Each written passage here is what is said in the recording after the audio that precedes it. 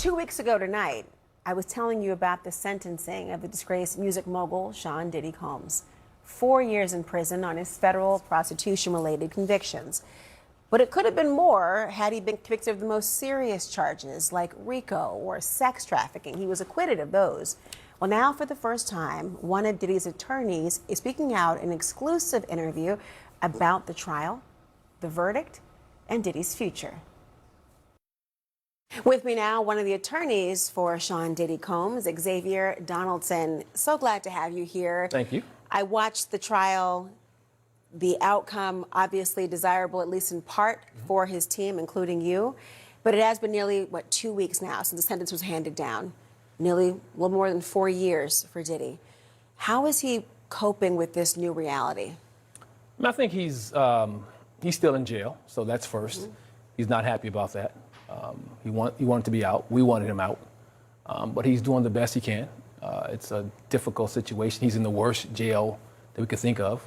MDC is pretty bad. He won't stay there for his actual federal sentence, though. He'll be moved. He'll be moved, but right now he's still there. He's been there for over 14 months. Until when? Until he gets designated by the Bureau of Prisons, at which point in time they'll move him to another facility. He wants Fort Dix in Jersey, obviously, to have family time. The drug treatment program is there as well. Right. It's not club fed, don't get me wrong, but he wants there. Why?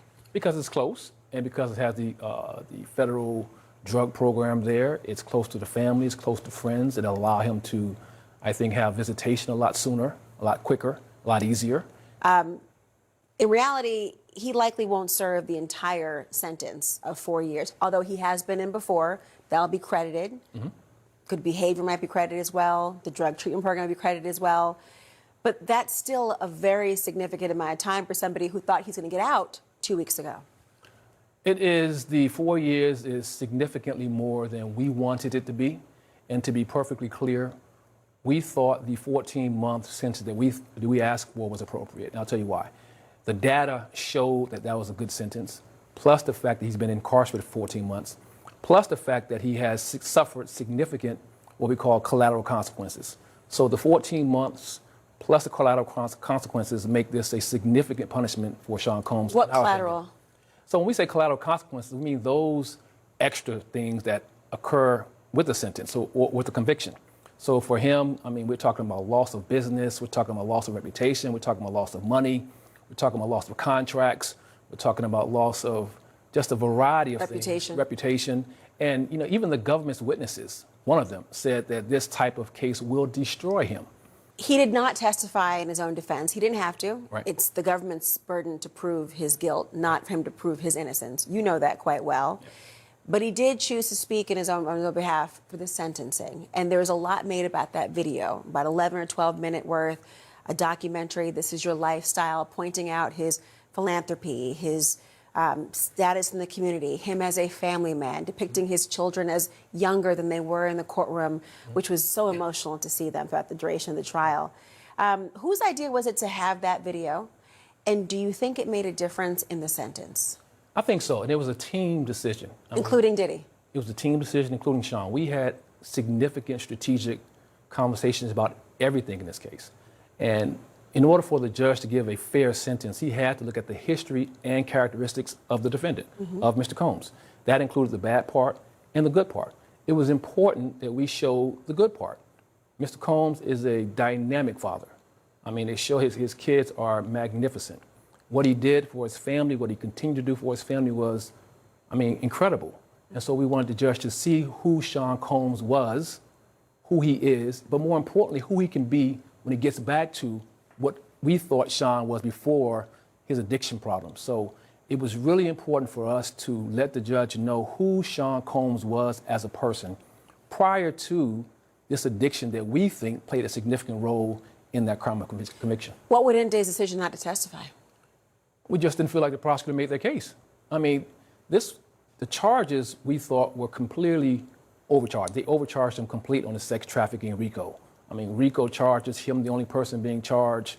You know, the sex trafficking, we just knew that those were just inappropriate charges. However, being a defense attorney in the Southern District for a long time, I know that quite frequently the Southern District of New York and other districts, I think, overcharge. but the Southern District still has an over 95% conviction rate. They do. So They that did. was the problem. They did. Hopefully we lowered that. Well, let's talk about the appeal. One of the arguments that I'm sure will be raised in the appeal is the judge's consideration of what you all will call the acquitted conduct, whether it was the threat of force or violence or fraud or coercion. That's a specific element in the crime of, say, sex trafficking, RICO and all the different entities taking place there. The judge said at sentencing, I'm not thinking about those things. But there were moments I had to say, well, if violence was not a specific element of what he was ultimately convicted of, you taking into consideration the violence does speak to that. Is that the heart of the appellate argument, that the judge is factoring in the very things the jury said we don't buy? That is one of our primary arguments that the court, and to be clear, I respect our judge immensely. I think he gave us a fair trial. I would never say anything different. But we do disagree on some legal things, I think. And one of our chief appellate issues is going to be that the court used acquitted conduct, we believe, to enhance Mr. Combs' sentence to something more than he would have if he had not used that acquitted conduct. You've got the appellate process, but there's a pardon that could happen. Listen to what President Trump said contemplating the notion. I have a lot of people who have asked me for pardons. I call him Puff Daddy has asked me for a pardon. Have you asked for a pardon? I haven't personally, but I'm Has sure. the team I'm asked sure for a pardon? I'm sure based upon seeing that and hearing that, the team has spoken to or reached out to Mr. Trump or President Trump's people regarding a pardon. And What's the likelihood of getting it? Let me say this. I think, of course, I can't speak for the president, of course, but objectively speaking, I mean, there are good grounds for a pardon. Like? Objectively speaking, Mr. Combs was sentenced to, well, strike that. Mr. Combs served 14 months in a maximum security prison, suffered significant collateral consequences, and we believe that in and of itself is sufficient, but not more than necessary to accomplish any federal sentencing guideline. I want you to finish that point, but I want to pick up on this collateral point. Are you suggesting that because of his fame or his wealth, that is the collateral or something else? That's exactly what I'm not doing. I'm saying that don't treat Sean Combs differently because he's wealthy and Sean Combs. I'm saying that there is significant, as a matter of fact, I think the case is United States v. Stewart, that specifically says that collateral consequences must be considered by the court before it issues a just sentence. It doesn't say collateral consequences unless you're rich. It doesn't say collateral consequences unless you're wealthy. It says collateral consequences. So rich people, wealthy people can suffer collateral consequences, but mostly, and I will definitely agree with you, most of the time I'm arguing about black and brown people suffering significant collateral consequences. Professor Michelle Alexander talked about this in the new Jim Crow, about how mostly black and brown people suffer these significant collateral consequences. That is true. They do, we know it all the time. But we cannot say that Sean Combs, because he's wealthy, did not also suffer collateral consequences. It is important to note that Mr. Combs worked, he wasn't born with this money. He worked very hard to get to a place where he is. That's true. No one will deny that.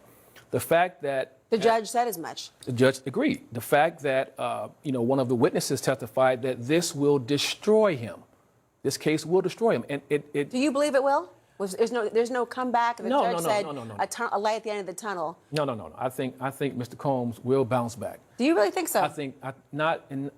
I don't think we're talking about Sean Combs, Puff Daddy dancing on stages. No, I'm talking about Sean Combs pre-drug addiction, staying up 23 hours a day partying. I'm talking about Sean Combs, who was committed to helping out, who was committed to giving back, who was committed to starting schools, who was committed to doing all the right things for his community. That Sean Combs is still there. We know that because once he got clean in jail, he started this magnificent curriculum that helps out persons incarcerated, that's helping them have a purpose, helping them have goals, making them come to class and try to just learn from this man. So I think that part of Sean Combs is coming back.